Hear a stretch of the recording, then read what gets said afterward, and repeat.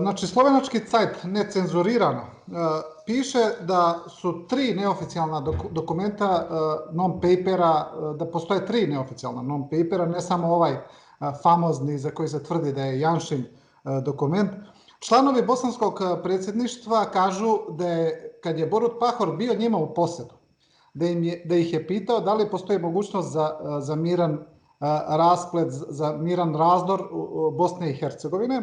I sada nekako posle svih ovih dokumenata meni se nameće pitanje zašto svi ovi dokumenti dolaze iz Slovenije? To nažalost ne znam da vam odgovorim zašto. Sve više indica da su to dokumenti koji zaista dolaze iz kabineta predsjednika vlade. Sada u našoj vladi svi kažu kao da to sa tim dokumentom nemaju veze, ali činjenica je, neki dokumenti postoje. Problem sa tim non-paperima je u tome što je u principu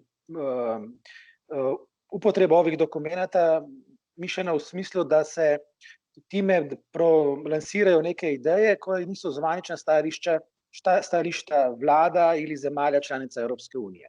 Sad nitko neće preuzeti odgovornost ili autorstvo tih dokumenata, ali to što iznenađuje je to da svi oni koji kažu da nešto znaju o tim dokumentima, kažu da su to vidjeli u nekoj kontaktu ili u nekoj vezi sa našim predsjednikom vlade. Sad, ali to ne iznenađuje jer, znate, tu ima neka konekcija sa predsjednikom vlade Mađarske Orbanom, ovdje tu je i prijateljstvo sa predsjednikom Vučićem i ne znamo, ili su to neke ideološke platforme na kojima se radio taj dokument, bilo što god bilo, ovaj dokument nije zvanično stajalište Republike Slovenije.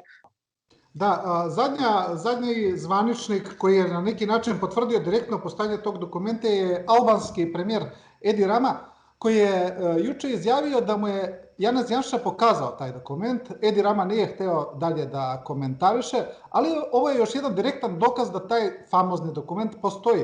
Sada, posle svih tih demanata, kao što ste rekli, i Mišelov kabinet je demantovao to, demantovao Janša, demantovali svi. Da li je moguće da to naprosto bude izmišljeno? Znači, mora da nešto postoji. Ne, to svakako nije izmišljeno. Nešto postoji, nešto je to kružilo diplomatijama Europske unije. Jer znate šta je, važno je tu spomenuti to da i činjenicu da su mnoge diplomatije, ako gledate Njemačka, Sjedinjene Američke Države, pa čak i Rusija, sve su one demantirale ili negirale da bilo kakvo ideje, one su, kako da kažem, poruka svih tih diplomatija je bila vrlo jasna.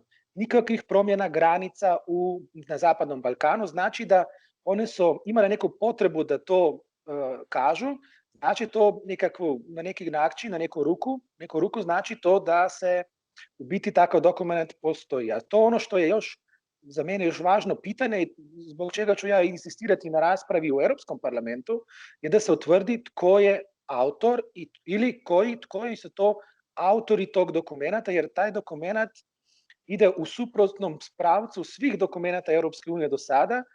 Da, slovenački cajt necenzurirano je pisao i o tome da postoji mogućnost da je dokument u stvari sastavljen u Mađarskoj, u Budimpešti, čak ima jedna špekulacija da je Viktor Orban dao Mišelu taj dokument, a ne Janez Janša. Kako i da je, to ne znamo, nemamo nikakve dokaze o tome. Ja bih vas pitao, koja je ta konekcija Janša-Orban, koja je očigledna, koja postoji, koja je potvrđena do sad nekoliko puta? Zašto se ta dva premijera tako dobro slažu i tako dobro drže? To su neke lične konekcije, a tu su i neke ideološke konekcije. Znate, vjerojatno vam je poznata priča sa medijskim utjecajem Mađarske u Sloveniji, tako da Janša, Orban i bivši vaš predsjednik vlade Gruevski, oni su bili bliski i prije svega toga što se događalo, tako da tu ima neka ideologijska, financijska, pa i druge su tu neke konekcije između tih ljudi, a sada to bi ovaj non-paper potvrđuje da imaju neke ideje kako bi se ta Zapadni Balkan morao da buduće kreira, a znate da je Mađarska i vrlo aktivna diplomatsko u Srbiji i na Zapadnom Balkanu uopćito i isto tako to treba istaknuti i komisar odgovora za proširenje, to je još jedan element koji mene baš interesira, ako je Mađarska u tom slučaju kreator ovog dokumenta, je to da imamo komisara za proširenje koji dolazi iz Mađarske. I sve to postavlja u sve tu situaciju stavlja neku drugu perspektivu na koju mora da reagira i Europska komisija, a pre svega Europski parlament traži nekakve pojašnjenje od Europske komisije.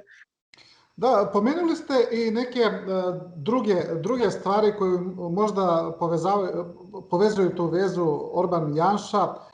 Očigledno da ovaj dokument formalno kao hoće da reši probleme Zapadnog Balkana, ali sa druge strane, ako gledamo realno, taj dokument, vi ste to izjavili, može da izazove dalje ratove i destabilizaciju Zapadnog Balkana, ali ne samo Zapadnog Balkana, već i južnog krila NATO, jer tu već ima zemlje članica NATO. Recite mi, mislite li da možda iza njihovih interesa postoji nešto treće, neka treća zemlja, za koju očigledno znamo da ima interese da ima destabilizaciju NATO? Da je to istina što ste rekli, to bi bilo veliko razočarenje za mene osobno. Gledajte, ovaj dokument, to što je u ovom dokumentu zapisano, to znači totalnu destabilizaciju ne samo Zapadnog Balkana, to znači da će imati Europska unija na svom dvorištu, kojeg smatra kao geopolitičku i strategijsku prioritetu, krizu, i ta kriza neće da ojača Europsku uniju, nego će slabiti Europsku uniju. Predsjednik opozicijske VMRO DPMNE Hristijan Mickoski ovdje u Skoplju, koji je naslednik Nikole Grujevskog, je skoro bio u posjetu Janši i Orbanu. I sada on kaže, jer očigledno se osjeća na neki način prozvan ovim dokumentom za kojim se povezuju njegovi saveznici, kaže da mu je Janša rekao da su Tanja Fajon, Tonino Picula i Zoran Zaev kreirali nekakav dokument za promjenu granica. Kako bi komentirali tu izjavu? To vam je tipični fake news, to vam je u Sloveniji sada svakodnevna rutina, da se što god ide naopako našemu predsjedniku vlade, uvijek se traži neka teorija zarote, ne znam kako se to kaže na hrvatskom i srpskom jeziku. To su te fake news i conspiracy theories s kojima se pokušava smanjiti negativno posljedice ovakvih vanjsko-političkih in unutrašnje-političkih avantura našeg predsjednika vlade. To nije prvi put da se za bilo koju stvar optužuje opozicija. Gledajte, nitko izvan Zapadnog Balkana, osim našeg predsjednika vlade, nitko nije spomenuo ni Tanju Fajon, ni Tonino Piculo, ni nikog bilo koga drugog iz oporbe u vezi sa tim dokumentom. To je samo neki način potvrda da ide za jedan veliki vanjsko-politički fijasko našeg predsjednika vlade i to se sada pokušava umanjiti s nekim teorijama zavjere, sa nekim idejama fake news. Da, gospodine Grošelj, hvala vam za ovo intervju za Televiziju 24. Hvala vama na